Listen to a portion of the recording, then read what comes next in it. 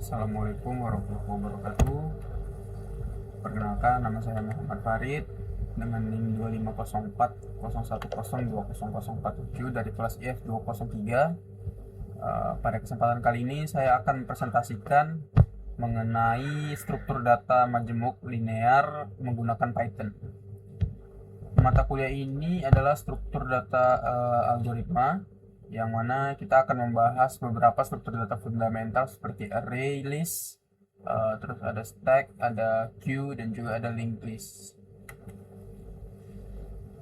Memahami struktur data linear. Sebelum kita masuk lebih dalam, mari kita pahami terlebih dahulu apa itu struktur data. Struktur data linear. Struktur data adalah metode pengorganisasian data di memori komputer agar dapat diakses dan dimanipulasi secara efisien. Nah, struktur data linear adalah jenis struktur data di mana elemen-elemen data disusun secara berurutan, seperti dalam satu garis lurus. Karakteristik utamanya adalah adanya hubungan sekuensial antar elemen. Artinya, setiap elemen memiliki elemen sebelum dan sesudah, kecuali elemen pertama dan terakhir. Contoh struktur data linear yang akan kita bahas adalah array list, stack, queue, dan linked list. Array list, konsep dan karakteristik.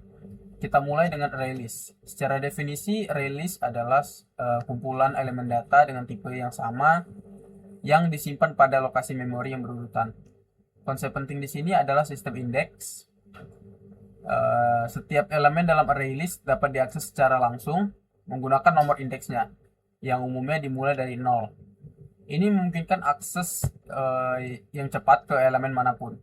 Namun salah satu karakteristiknya adalah ukuran yang statis, yang mana artinya itu ukurannya itu perlu ditentukan di awal atau penambahan atau pengurangan elemen di tengah membutuhkan realokasi memori yang bisa jadi mahal. Implementasi array list dalam Python. Dalam Python, array list diimplementasikan secara alami menggunakan tipe data list. Python list sangat fleksibel dan menyediakan berbagai metode bawaan. Beberapa operasi penting yaitu append, yang mana append ini untuk menambahkan elemen baru ke posisi paling akhir dalam list. Kemudian ada remove, yang mana untuk menghapus elemen tertentu berdasarkan nilainya. Kemudian ada access index, yang mana kita bisa mengambil atau mengubah data pada posisi tertentu, misalnya list 0 untuk elemen pertama. Dan juga ada len, yang mana ini adalah fungsi bawaan untuk menghitung jumlah total elemen dalam list. Nah, seperti yang saya buat di dalam contoh program Python-nya, di sini saya menggunakan append, yang mana elemen yang dimasukkan ini akan menjadi elemen terakhir.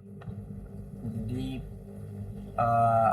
elemen yang pertama saya buat itu ada 3, Andi, Budi, Citra, dan kemudian saya menambahkan Dedi menggunakan append. Jadi ketika saat saya print mahasiswa, dia akan menampilkan update-nya atau tambahannya. Oke, kita lanjut. Stack atau tumpukan, konsep LIFO. Selanjutnya adalah stack atau tumpukan. Stack beroperasi dengan prinsip LIFO, yang mana LIFO ini artinya singkatan dari last in first out. Ini berarti elemen yang terakhir kali dimasukkan ke dalam tumpukan adalah yang pertama kali akan dikeluarkan. Contohnya seperti tumpukan piring. Piring yang terakhir diletakkan di atas adalah yang pertama diambil. Operasi utama pada stack adalah push, yaitu untuk menambahkan elemen ke bagian atas atau top. Kemudian ada pop, yang mana untuk menghapus elemen dari bagian atas atau top tumpukan.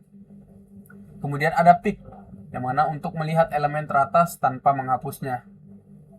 Jadi contoh nyata penggunaan stack ini seperti pada fitur undo di aplikasi, riwayat penelusuran browser, ataupun tumpukan buku fisik.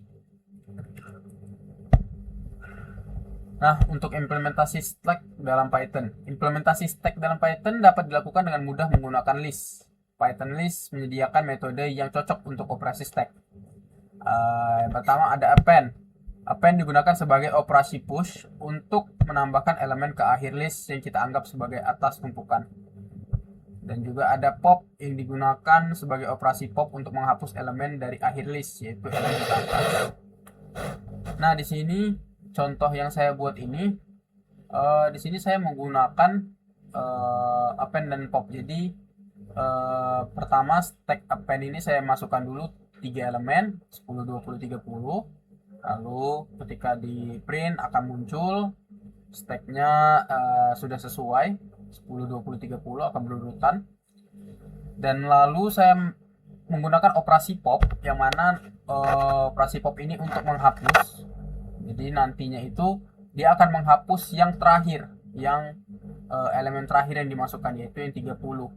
Maka ketika di print, maka stack sekarangnya itu 10 dan 20. Oke, kita lanjut ke queue atau antrian.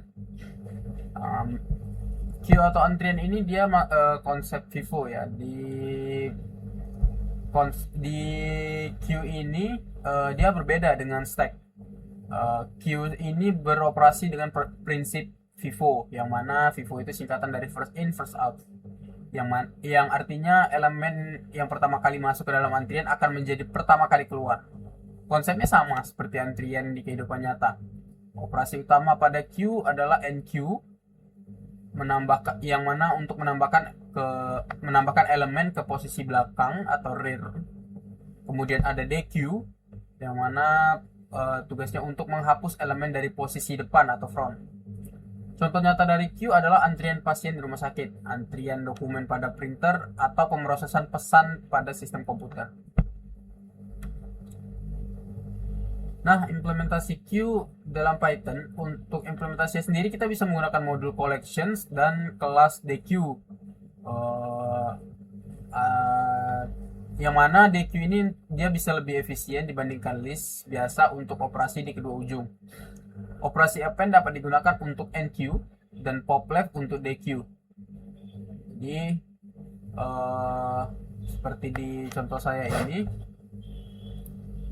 di sini saya menggunakan DQ, yang mana dia nanti akan menghapus antrian yang pertama. Jadi di sini ada 3 elemen yang saya tambahkan, pelanggan 1, pelanggan 2, pelanggan 3. Jadi nanti pada saat di print antrian akan muncul 3 elemen yang dimasukkan, ditambahkan. Kemudian pada saat dilayani dia akan menghapus 1 antrian, yang mana jika kita menggunakan DQ ini dia akan menghapus di elemen yang pertama. Jadi nanti saat kita print sisa antrian ini, dia akan menampilkan 2 elemen antrian terakhir. Nah, yaitu pelanggan 2 dan pelanggan 3. Kemudian linked list, struktur node. Linked list ini adalah kumpulan elemen data yang disebut node yang saling terhubung menggunakan referensi atau pointer. Setiap node dalam linked list terdiri dari 2 bagian utama, yaitu data, yang mana data itu adalah nilai yang disimpan, dan next pointer, yaitu alamat atau referensi ke node berikutnya dalam urutan. Node terakhir akan memiliki next pointer yang menunjuk ke null atau none, yang mana menandakan akhir dari list. Keunggulan linked list adalah memori fleksibel, karena elemen tidak harus disimpan secara berurutan di memori fisik, namun akses datanya bersifat sekuensial. Artinya untuk mengakses elemen ke n, kita harus melewati n1 elemen sebelumnya. Nah, untuk implementasi linked list dalam Python, biasanya ini melibatkan pembuatan 2 kelas. Satu untuk mempresentasikan node, dan satu lagi untuk mempresentasikan linked list itu sendiri. Kelas node akan memiliki atribut untuk data dan referensi ke node berikutnya. Kelas linked list akan mengelola node-node ini, termasuk operasi penambahan, penghapusan, dan pencarian. Jadi di contoh yang saya buat ini,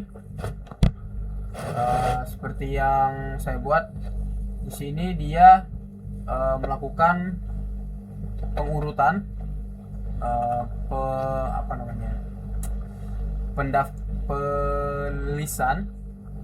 Jadi dia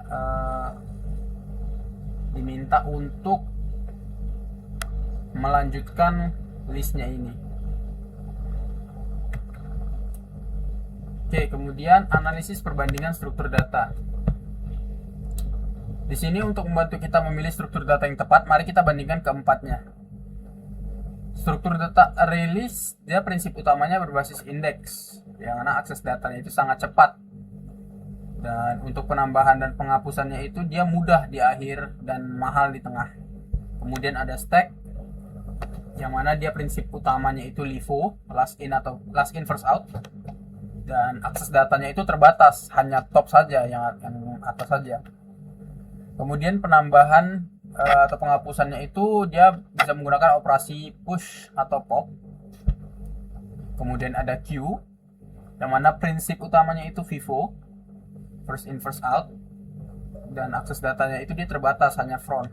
Kemudian untuk penambahan penghapusnya itu menggunakan operasi NQ dan DQ. Kemudian ada linked list, prinsip utamanya itu rantai node dan pointer. Akses datanya itu dia lambat, tapi untuk penambahan penghapusan itu dia sangat fleksibel. Pemilihan struktur data yang tepat sangat krusial untuk optimasi performa aplikasi.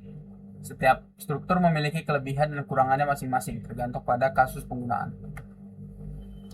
Penerapan dalam dunia nyata. Di sini kita bisa lihat beberapa penerapan struktur data ini dalam dunia nyata. Yang pertama, release. Release ini bisa digunakan untuk manajemen data mahasiswa atau daftar inventaris barang yang membutuhkan akses cepat melalui indeks. Kemudian ada stack, yang mana untuk mengimplementasi fitur undo atau redo pada aplikasi editor teks dan pengelolaan riwayat penelusuran browser history. Kemudian ada queue, digunakan pada sistem antrian tiket, antrian dokumen pada printer, serta buffer data pada layanan streaming video. Kemudian ada linked list, yang mana menjadi dasar dari pembuatan playlist musik, fungsi next atau previous, dan manajemen alokasi memori pada sistem operasi. Sebagai kesimpulan, struktur data linear adalah fondasi penting dalam ilmu komputer yang memungkinkan kita mengelola data secara efisien dalam urutan sekuensial. Release, dia unggul dalam kecepatan akses data melalui sistem indeks.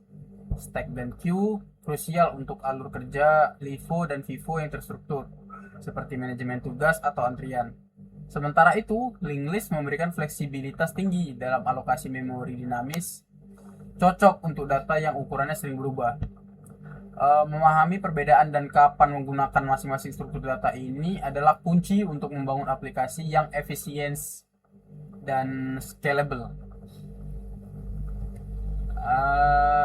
Mungkin hanya sekian presentasi dari saya mengenai struktur data manajemen linear menggunakan Python. Terima kasih atas perhatian dan waktu yang diberikan. Assalamualaikum warahmatullahi wabarakatuh.